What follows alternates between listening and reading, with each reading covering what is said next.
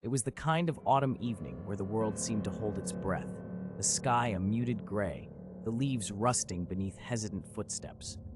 The small town of Ashford, nestled uneasily against the shadowy backdrop of the Blackwood Forest, had never quite shed its lore, tales of people who ventured into the woods only to vanish without a trace. Amelia Connor had heard those stories all her life. Some said it was the ghosts of the lost townsfolk. Others spoke of creatures unknown, but the most chilling theory involved a spectral figure known only as the Watcher. Children often dared each other to spend a night at the edge of the woods, claiming to see dark figures flitting between the trees or catching glimpses of glowing eyes. It was a rite of passage, one that Amelia had smartly avoided, preferring the warmth of her books to the shivery thrills of urban legends. But everything changed when Jonathan, her younger brother, disappeared.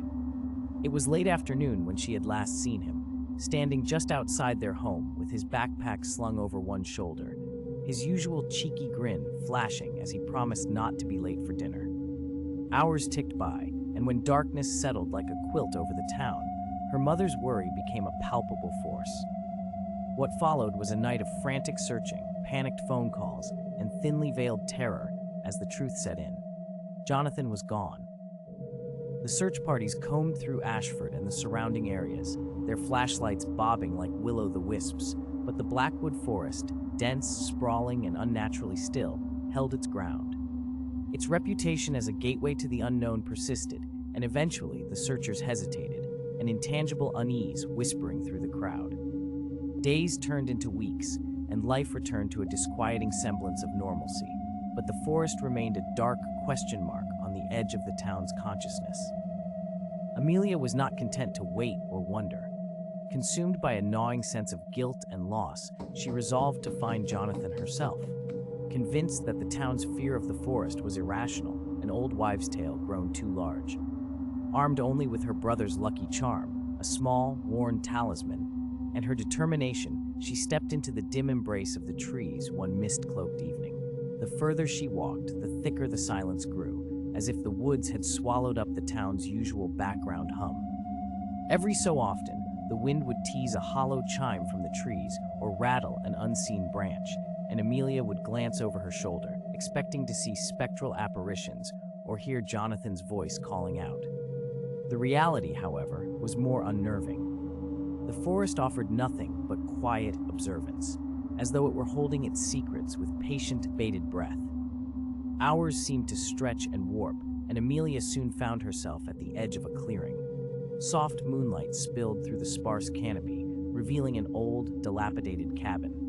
Windows dark like eyes closed in sleep, its presence felt purposeful, as though it had drawn her through the maze of trunks and brambles for a reason.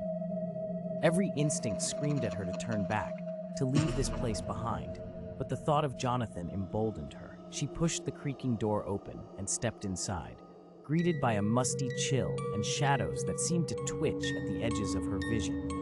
The room was sparse, littered with forgotten relics, an overturned chair, a rusted lantern, the remnants of what might have once been pages of a diary. As she scanned the room, her flashlight beam caught a glimmer on the floor. Bending down, she retrieved what appeared to be a bracelet, identical to the one Jonathan always wore. Her heart lurched as she recognized the etched initials on the charm. "Jonathan?" she whispered, the name barely a breath escaping her lips. Silence stood unmoved. Suddenly, the atmosphere shifted, drawing her attention to the large mirror hanging lopsidedly on one wall. The mirror's surface began to cloud, like fog enclosing a winter morning. Just as Amelia stepped closer, faint shapes began to materialize within, forms that twisted and moved with a haunting familiarity. Like a videotape playing sped-up memories, each scene etched and erased with unsettling urgency, she saw faces of the missing townsfolk, their eyes wide, gazes locked in an unsettling stare, as though they were entrapped within the reflective prison. Amelia's reflection stood rigid, untouched by the phenomena, until a new figure emerged at the mirror's center. Jonathan.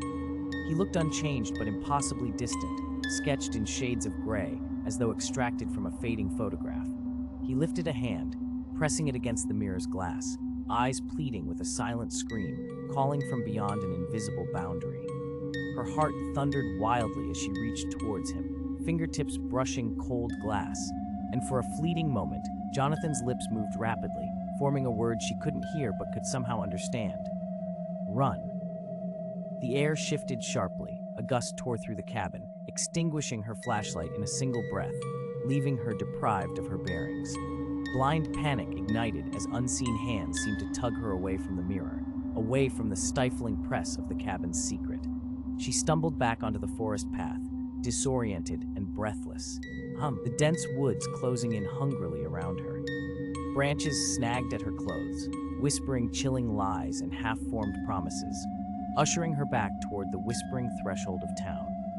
Light broke along the tree line, a beacon pulling her towards reality, where Ashford lay, oblivious to the mysteries just beyond its reach.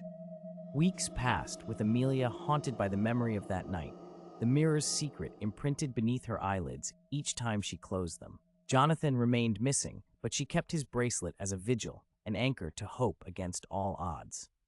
She spoke little of her experience, the surreal merging with the possible, driving a wedge between understanding and belief.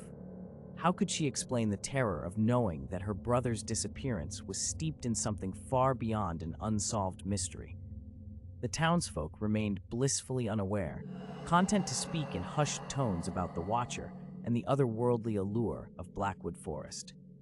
But for Amelia, the boundaries of reality and legend had dissolved in the blink of an eye, leaving her with an unsettling truth. The forest watched, and it bided its time. The town moved forward, time marching to the rhythm of the clock tower that stood vigil over Ashford, but Amelia was left suspended in that moment, standing outside the truth of things. Sometimes, late at night, she would turn to the woods, watchful of their unyielding silhouette against the night sky. On particular evenings, when the wind was just right, the air reverberated with a sound only Amelia could hear, a sigh, barely more than a breath, yet sharp enough to prick the edge of her consciousness. It was like the parting note of a half-recollected tune, a melody of loss and silent plea from a brother lost beyond the veil, reaching through the wood's tangled grip. And so the town slept, unperturbed, beneath the watchful gaze of Blackwood's secrets, while Amelia Connor lay awake, staring into the depths of the unseen, knowing that the forest and its hidden truths were waiting patiently. She kept her eyes open, refusing to blink against the dark edges of an understanding that had marked her deeply. Afraid that if they closed, she too might unravel like the mirror's stories, leaving nothing in her wake but whispered tales and the full, lonely silence of those caught in the liminality between reality and myth.